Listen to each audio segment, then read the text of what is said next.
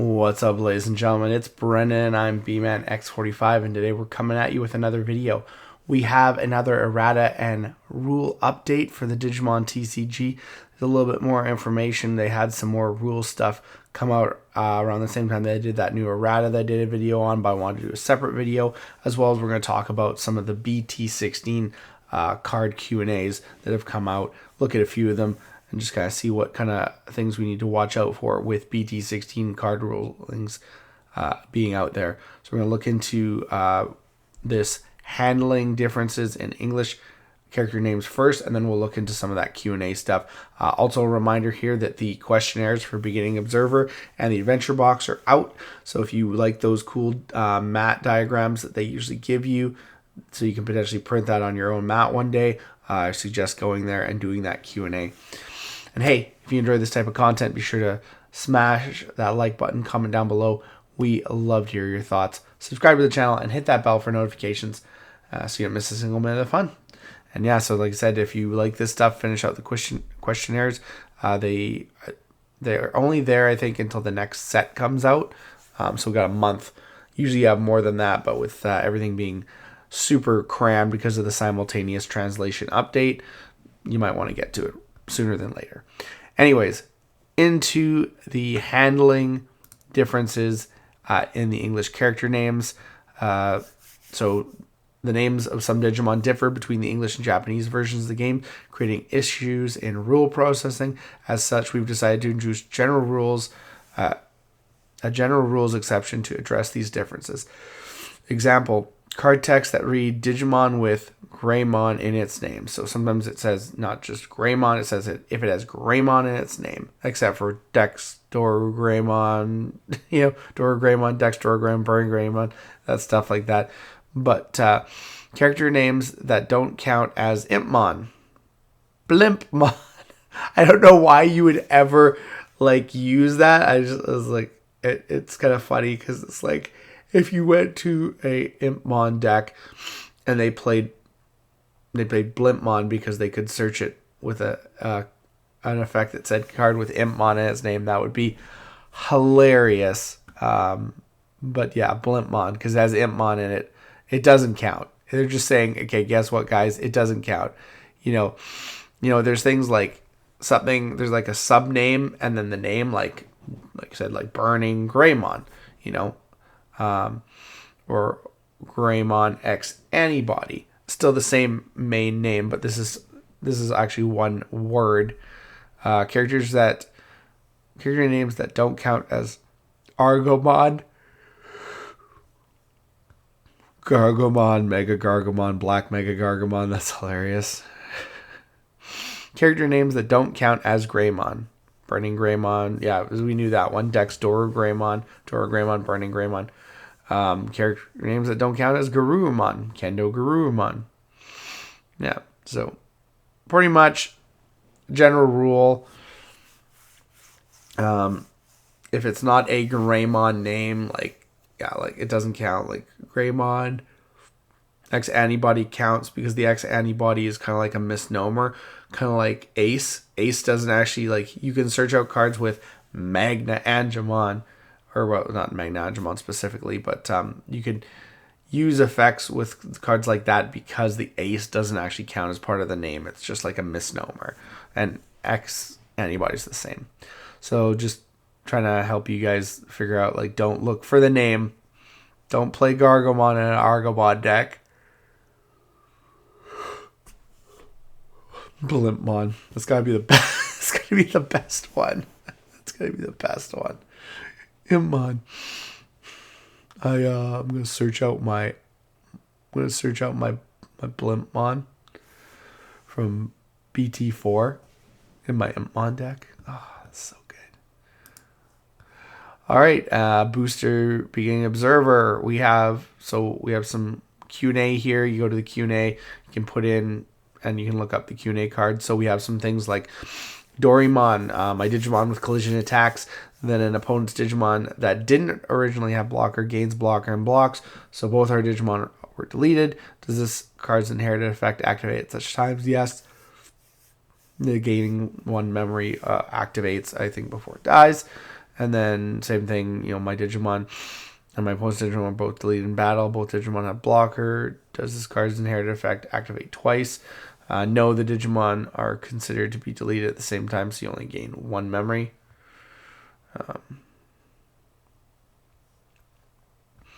Let's see, Halugramon. Can this card's end of opponent's turn effect delete this Digimon even when my opponent has no Digimon? Yes, it can. Again, it's always do as much as you can. Bakurumon.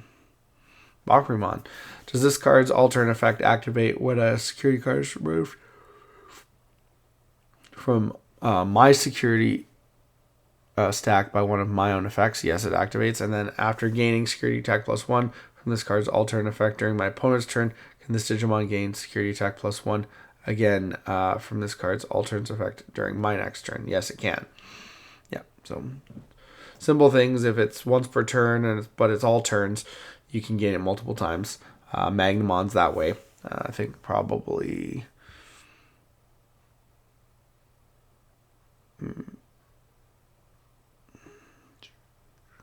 Go see where Magnemon is. Magnemon's probably at the end.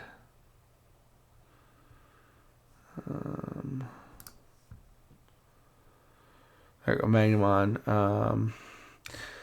When isn't affected by your opponent's effects is gained from this card's when Digivolving effect, and the target of the attack be switched to this Digimon using a switch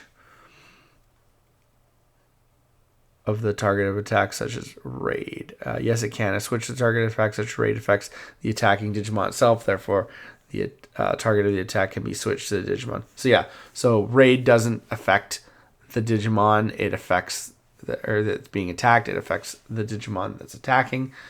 And again, same thing. It's all turns effect. When a security is removed from my security stack by one of my own effects, yes, it can activate. Does the then part of this card's when Digivolving effect activate even if Magnemon, X-Antibody, or Armor Form trait card isn't in the Digimon's Digivolution cards? Yes, it does activate. It says related cards. It's interesting.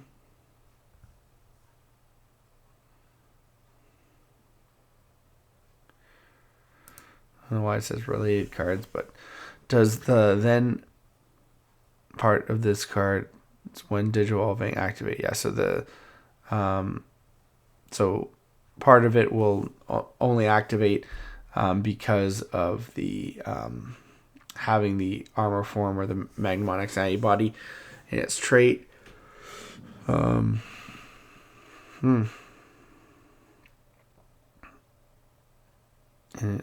this is Digimon's Digivolution cards.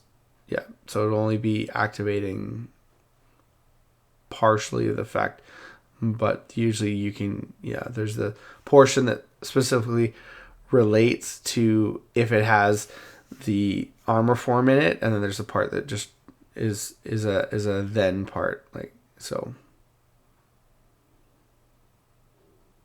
Yeah. So I'd have to look at it more specifically to see that. It's always nice when you have card lists, so you guys can look at stuff.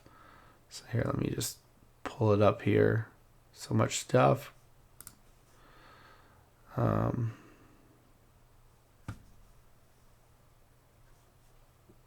Let's see, is there any other ones? No, that was it. That was it. But his effect would be like the other one we looked at, where it would activate twice because it's all turns there. What other cool ones do we got?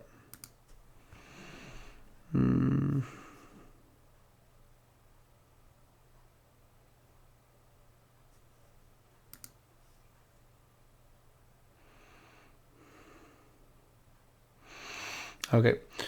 Sethmon. Can I choose my LM020 Quantumon that isn't affected by Digimon effects as a target of this card's when Digivolving effect, then delete just my opponent's Digimon without deleting my Quantumon? Yes, you can, because I guess you attempted to fulfill the ability. That's actually very cool.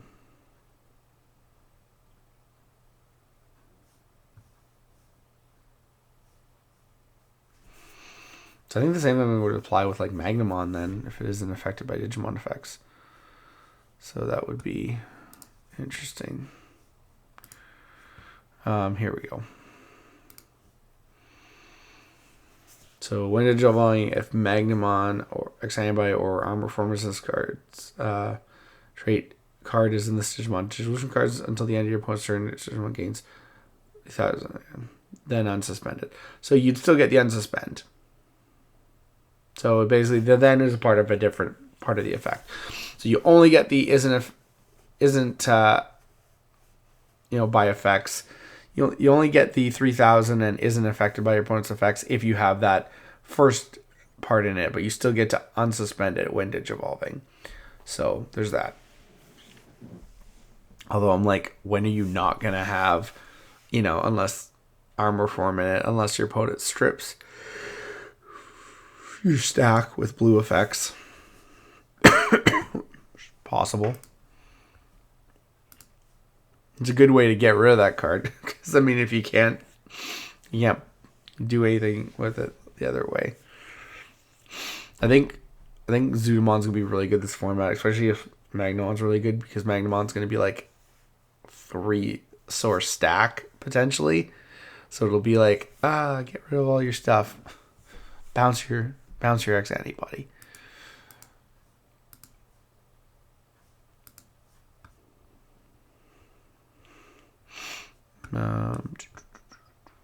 What else do we have here? Anything? Phoenixmon. Can I use this card's your turn effect to activate an on deletion effect at the end of the attack if the effect has conditions for activating, such as EX4 Falcomon's inherited effect? No, the effect will trigger, but it can't be activated because its conditions aren't met. So, same kind of thing. You can activate it, but nothing's going to happen if the conditions aren't met.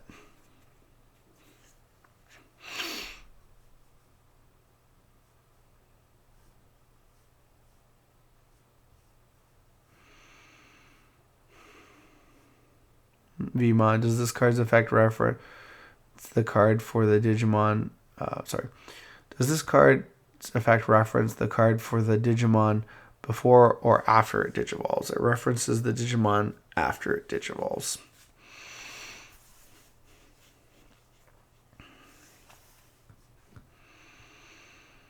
What other cool? Paildramon. Does this card's when digivolving effect activate when performing a non-DNA digivolution? And this is a good one. The suspend all of your opponent's Digimon with as many or fewer digivolution cards as this Digimon part activates, even if not DNA digivolving. The none of their Digimon can unsuspend until the end of their turn part only activates if DNA digivolving. So that's important because DNA digivolving always usually has they usually have a when digivolving effect, but then if you're DNA digivolving, so part of that activates regardless if you DNA or not. The other part says no, you have to be DNA digivolving to do that. Simple stuff we've seen before. When I use this card, start of main phase, on play effect to digivolve into a level 4 Digimon card with Insectoid free trait in the trash, can it digivolve regardless of its digivolution requirements? No, this card's effect does not allow it to ignore digivolution requirements. So you can only digivolve into a card that meets the requirements. So some things let you ignore, and it usually says ignore this card's digivolution requirements. Good example of that is the Royal Knight option from BT9 that lets you ignore digivolution requirements as long as you have an armor form to digivolve into a Magnamon. So there's that.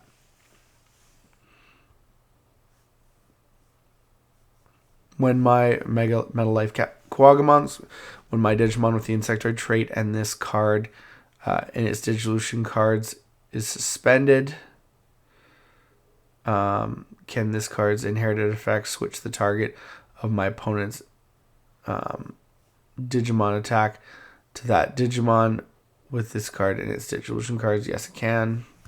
That's kind of simple. Can this card's on play when Digivolving effect suspend one each of my opponent's Digimon and Tamers? Yes, it can. So you don't have to just do Tamers or just do Digimon.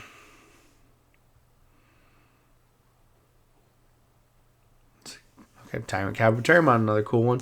Does this card's all-turn effect prevent security effects on my opponent's security Digimon from affecting this Digimon while it is suspended?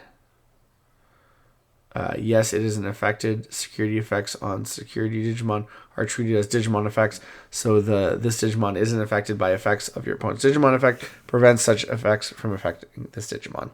That was a mouthful. That was definitely a mouthful. Yeah, lots of cool things coming in here.